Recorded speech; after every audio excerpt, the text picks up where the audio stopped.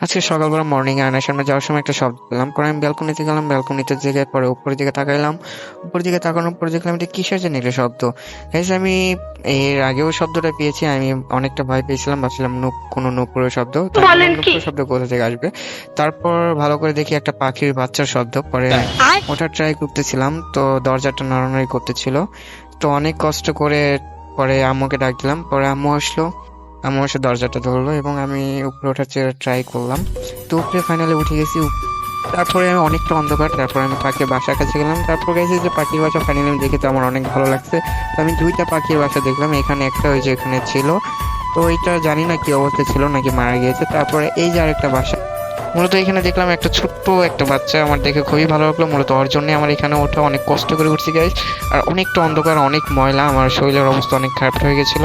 তো এখানে একটা দরজা আছে, ফাইনালি এটা খুলে আমার কাছে যে চা যাবো, দেখলাম আমার কাজিন লাফালাফি করতেছে। তো আমার থেকে গাইস ও বেশি খুশি। পরে আমি আম্মুর কাছে কয়টা চাল দিলাম, বললাম আমাকে কয়টা চাল দাও, অনেক ক্ষুধার্ত, তো এই জন্য চিল্লাচ্ছে। পরে চালগুলো আর বাসায় সাইড দিয়ে আমি ছিটে দিলাম গাইস। পরে আমি নামার ট্রাই করলাম। তো নেমে আমার অবস্থা খুবই খারাপ ছিল।